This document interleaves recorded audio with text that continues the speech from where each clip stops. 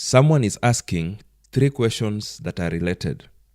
Number 1, can I get some heads up on compounded interest? Number 2, which investment options can compound interest? And number 3, where can I save and get good returns?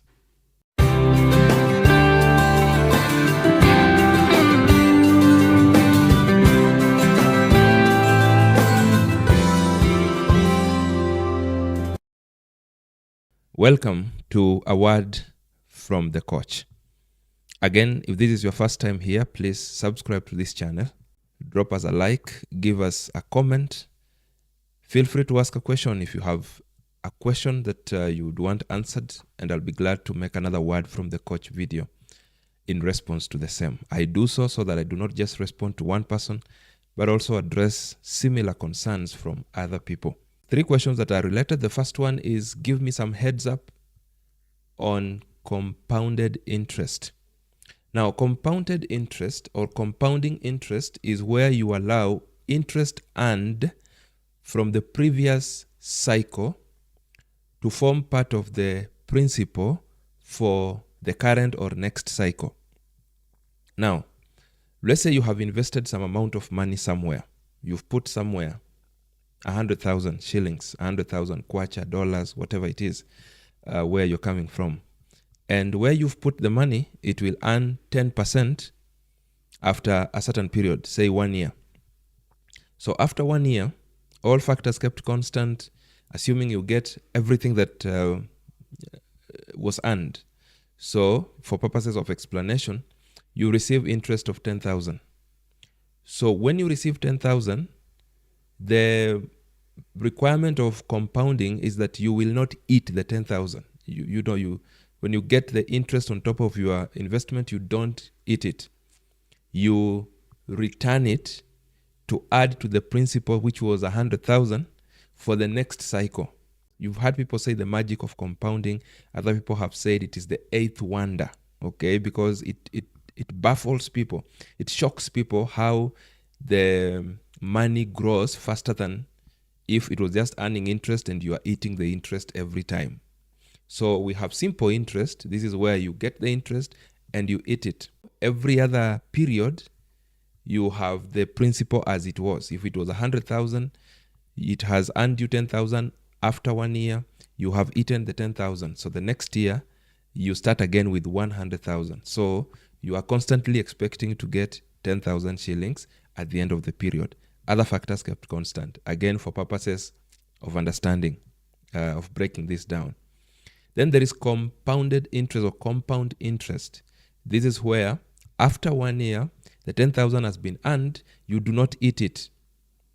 You return it into the system. So your new capital or your new principal amount is not 100, but 110. So assuming it's still 10%, at the end of the second term, you will earn interest on 110. So assuming it was still 10%, then you will get 11,000. So someone who was just getting the interest and eating will get 10,000. Someone who was compounding will get 11,000. All right? So that's where differences begin to happen. Again, if you not eat the 11,000, the third cycle will start with 110 plus 11. So that will be 121, and so on and so forth. In a nutshell, that is how compounding works. So if you give it some time, especially when you have money that you are saving, which is not part of the money you need to use, every day, then you can experience the magic of compounding. Which investment options can compound interest? The straight answer is that all investment options that earn interest can compound interest. What you need to realize is that in some cases, you will be compounding manually. In other cases, the compounding might have been automated. For example, people who have saved in the SACCOs, and I did a video explaining a few things about SACCOs. If you haven't seen it, you might need to look at it. It's the video exactly before this one.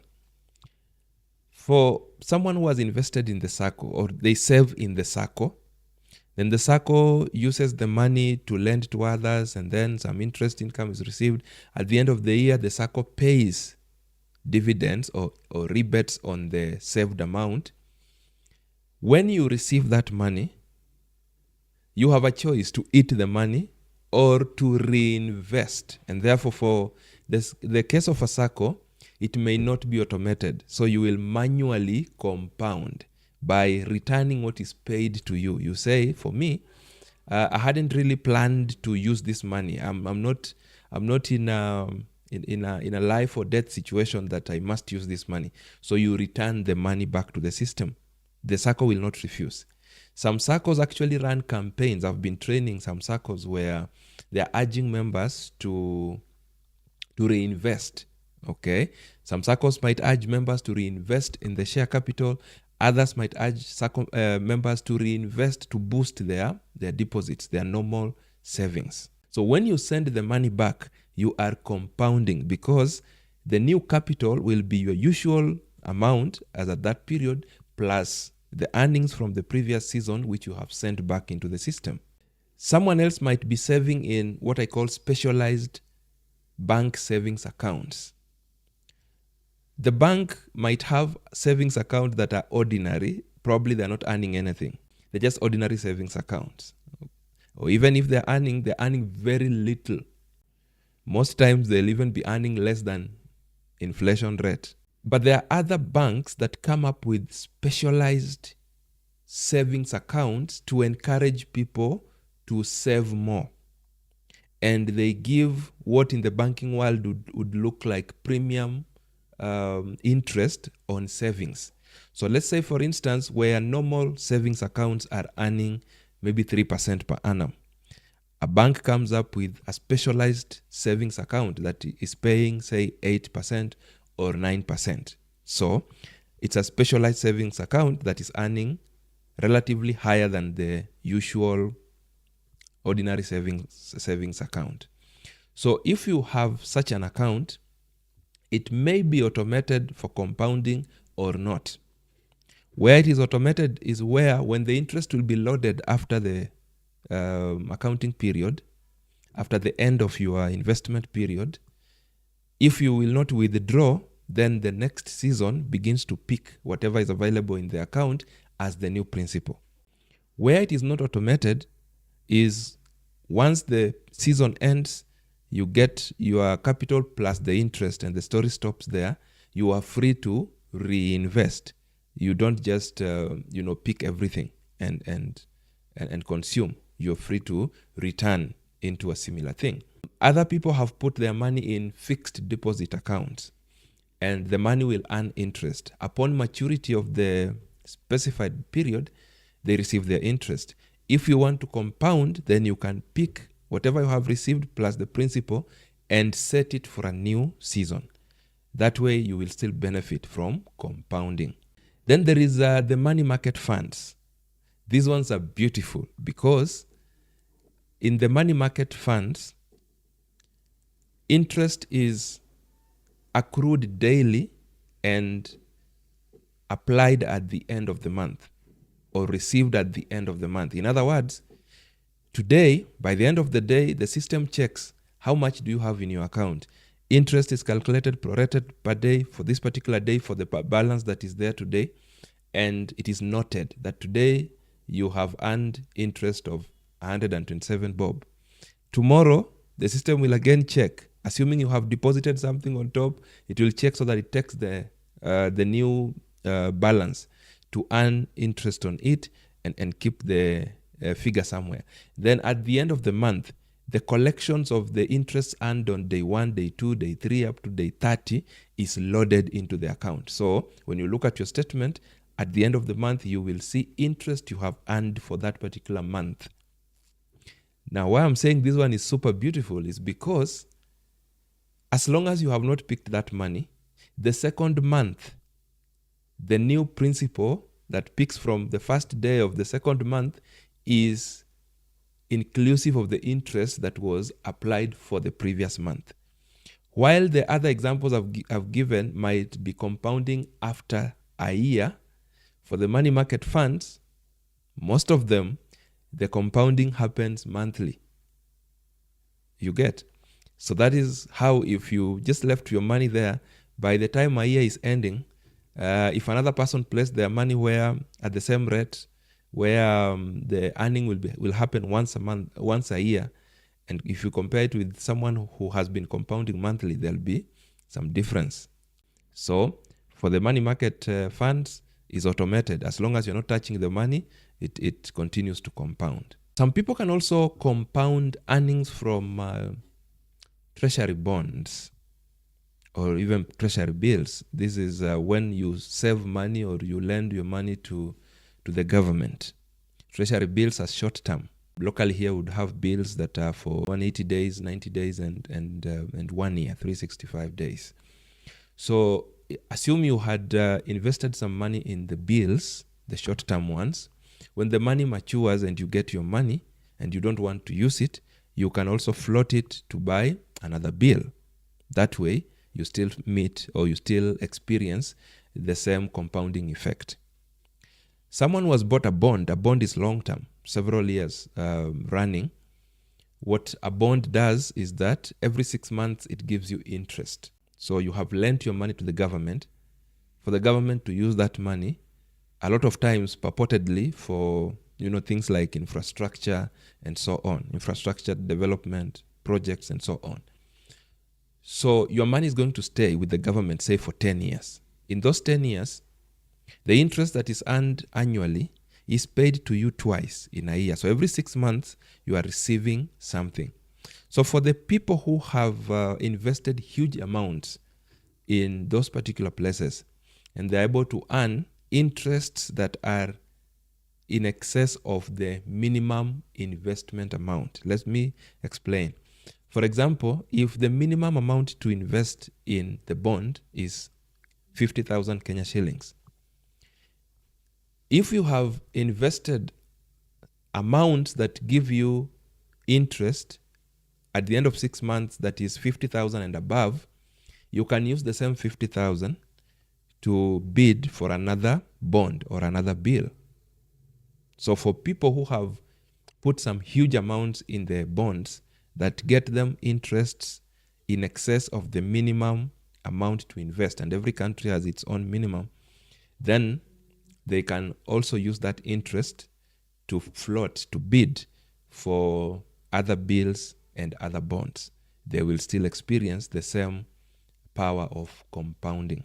The third question was, where can I save and receive good returns? Well, I don't know what good returns would mean to you. Good returns will mean different things to different people. We have different risk appetites.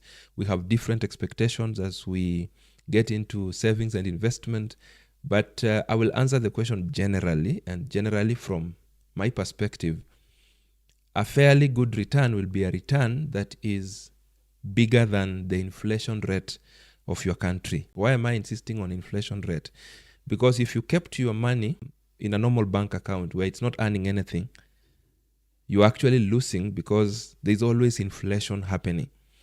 And inflation measures the rate at which prices of commodities are changing.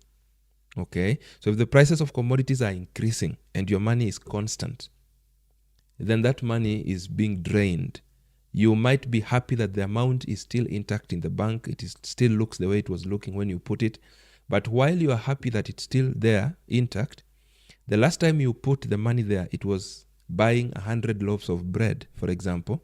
Today, as you smile, maybe it's only buying 70 loaves of bread. The amount is the same, but the value has been eroded because of inflation.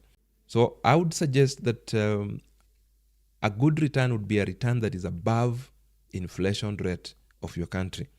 That means then that even though the money will be hit by inflation, which is a normal thing, but it leaves you with a gap of value appreciation, right? So whatever you receive will not be swallowed by inflation, will not be exhausted by inflation.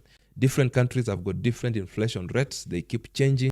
As you're making your decisions, it is good for you to just check and see what is the current inflation rate. So what rates are we looking at?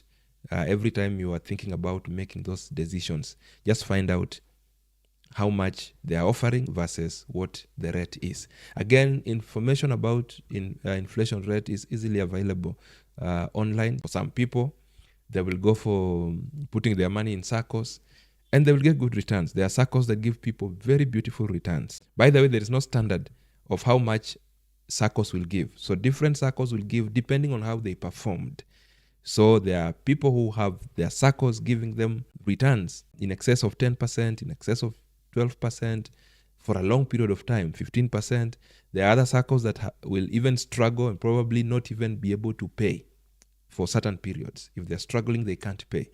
Okay. Some people will put their money in the money market fund and it will answer to their need. Some people will utilize the bonds that we just mentioned and they will answer to their needs. Some people will use the specialized bank savings accounts and they will answer to their needs. Right. So good people, I hope this video then helps you to be able to have a better understanding if you had a similar concern or you also wanted to learn something in this particular space. Once again, if this is your first time here, please subscribe to this YouTube channel. Drop us a comment, give us a question if you have any. Feel free to put the question in the comment section. If it's a question you don't want people to see, feel free to inbox it in my various inboxes, and I'll be glad to make another word from the coach video in response to the same. You can do better. See you in the next.